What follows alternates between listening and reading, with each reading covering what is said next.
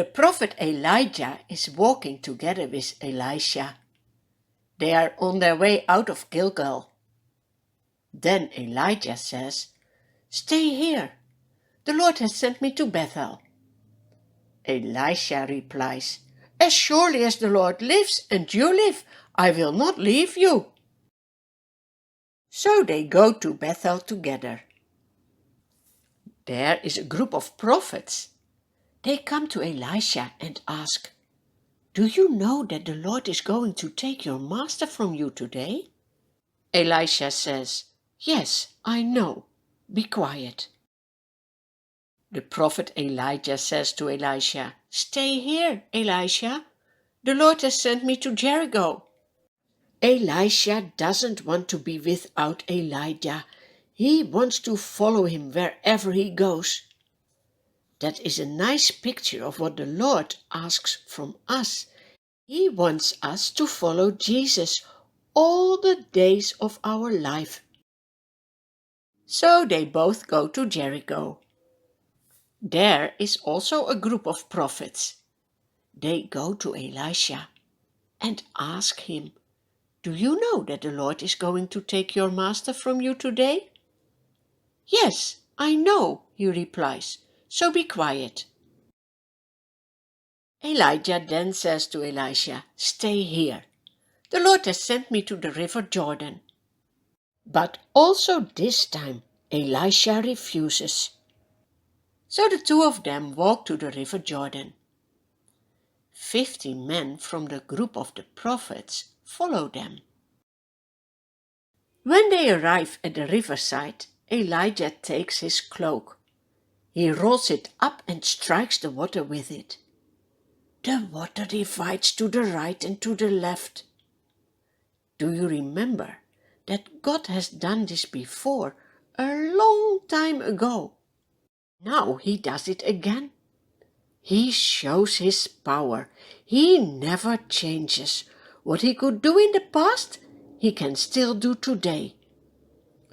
The two men cross over on dry ground. The 50 prophets stand and watch them crossing the river.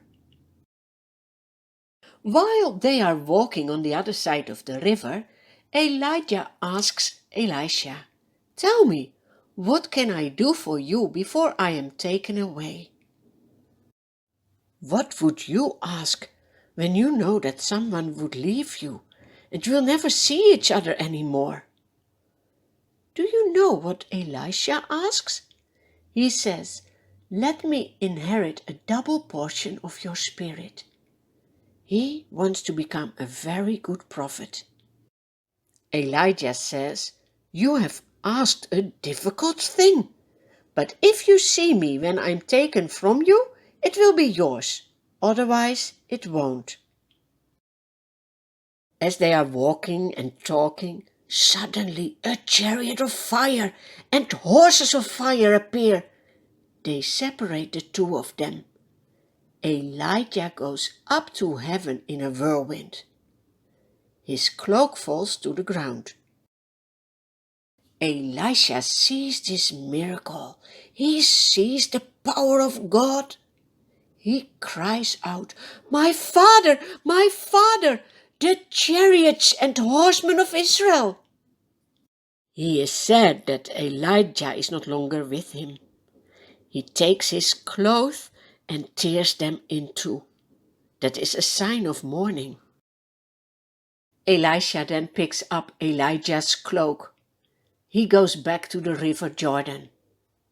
Then he takes the cloak of Elijah and strikes the water with it. "Where now is the Lord God of Elijah?" he asks. And then the water divides again. He can cross over.